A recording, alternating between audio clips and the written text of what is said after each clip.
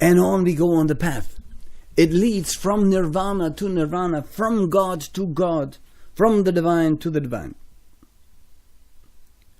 And the Book of Light teaches us other state of beings after death.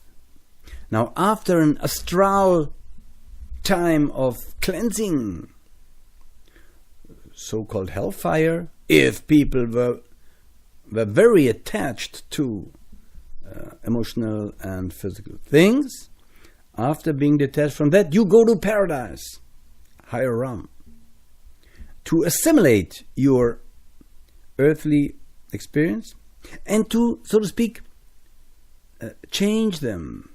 It's an alchemistic process, a spiritual alchemy. See? To transform them to abilities and powers that you then will find in your next life as be born with. Now, the life in Devachan, after death life, heaven, Devachan. Deva, angel, Chan, abode. Abode of the angels. It's a wonderful time of recluse and of rest. See? From that earthly experience. And every being has the right, once he has laid off his physical burden, has the right of a period of complete rest and of complete peace and happiness. This is seen or decided for him by divine law. And there that being will be without memory of any pain that he had in the past life. Because that is burned out after death on the corresponding astral planes. See? But when the divine spark then rests, it has lost all the memory. Now why does it return? What is reincarnation? It's the skanta. It's the permanent atom, where all our good actions and bad actions are, so to speak, contained. In essence, that pulls you back. The skandhas. And you can't escape that law. So you better do now as much good and as much positive thinking as you can. This happiness, this after death happiness, is between two incarnations always. In a surrounding that you have created yourself by your own actions, good actions, when you helped others. And in community with people that you have really loved in your earthly life. But without the memory of negative. You see what I mean? And in long times of happiness and spiritual pleasure, all your dreams are fulfilled. If you had any of those of spiritual love, true love. And so when the moment of death ensues, or, this is a very, very spiritual experience, actually. People don't understand that. First of all, concentrate on your third eye. That's where you leave the body, not where your soul leaves you. Who thinks such a nonsense? Well, when my soul leaves me, then I leave there in the grave. Who teaches such a nonsense? I hear it everywhere in the marketplace. You are a soul that has a body, not vice versa. Now, when that moment comes and you die, you see all your past life, whatever you had in your past life. No, let me correct that. Maybe that too, but you see all the events of your life. My stepfather was a bomber pilot in war. He fell from the plane over the ocean, the Aegeus, and he had a dead co-pilot with him. He didn't know that he was dead already. And the parachute didn't open correctly. So he crashed on the water and broke all his bones, smashed all his bones. And he said, you know what, Leno, I don't believe in this esoteric stuff. And so, sorry, but you do your thing, I don't mind. Okay, I said, okay.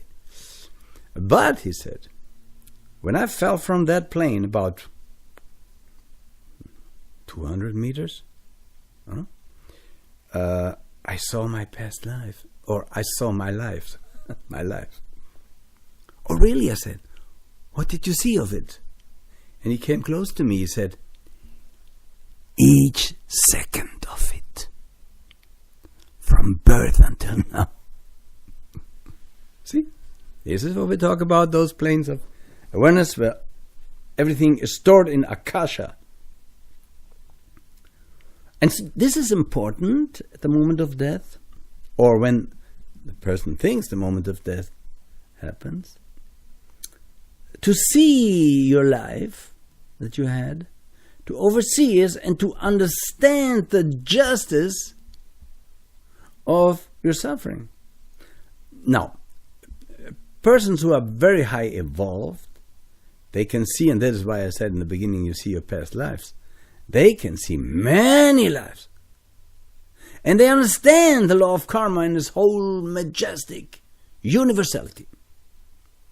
And they agree, okay, I was a ruler of a whole nation, and because I was corrupt, I was evil, I was that, and next time I will be born in a leper camp,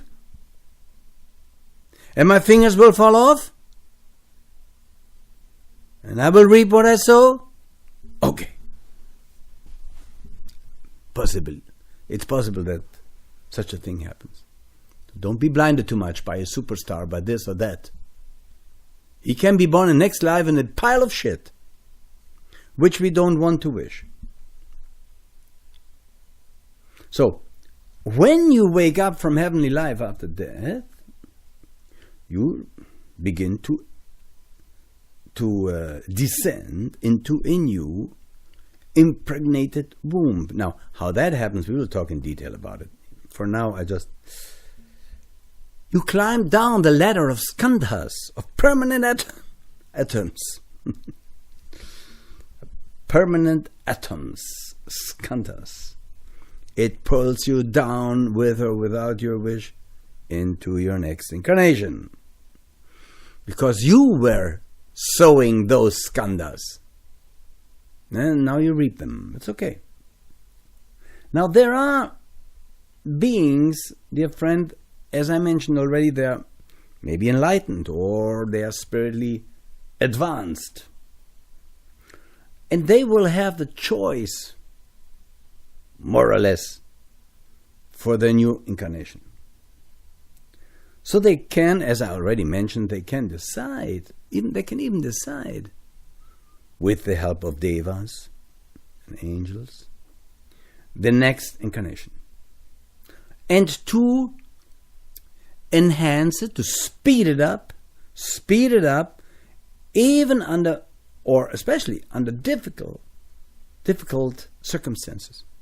For instance, in a leper camp. Yes.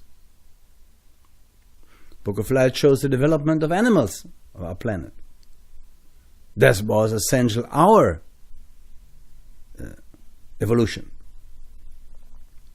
See, this is anthropogenesis. It shows that animals are our younger brothers and sisters.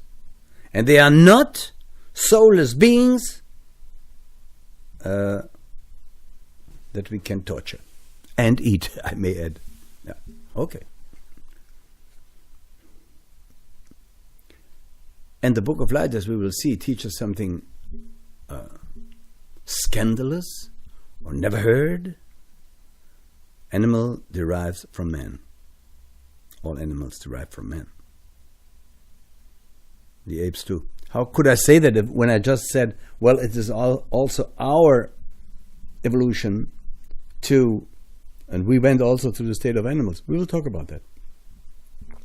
For now, just that much here on Earth, when it was still etheric and not so physically dense, Man was an etheric being, protoplasmic later, and the shed of substance of man turned into the animals of today, guided by the monads, by the divine spirits. Now, we have occult chemistry and physics. They are in the Book of Light. And many things taught in the Book of Light are now more and more confirmed by orthodox science. Especially that man, or that ape, derives from man. Ape derives from man, dear friends. Now let's see. Development of life. We show that nature is very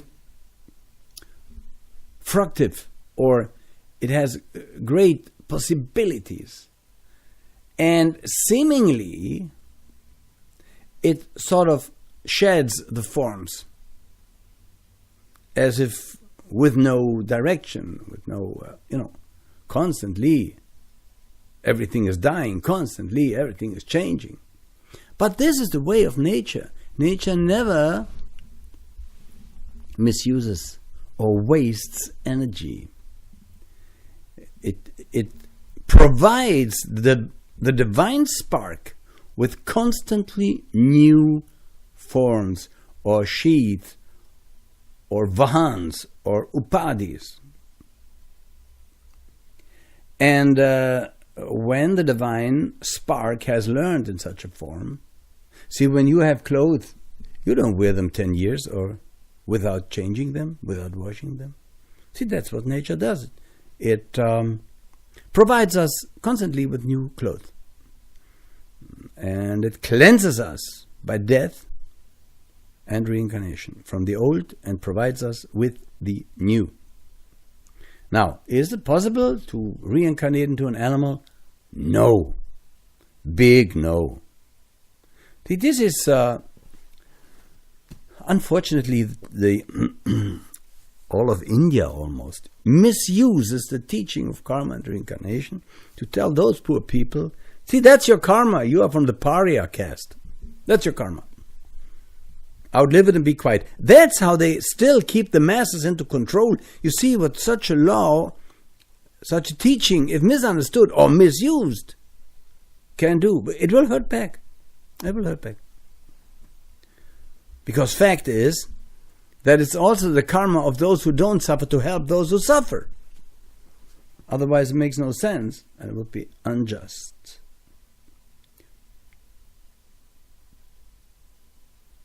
So there is, though, a possibility, a moment, dear friends,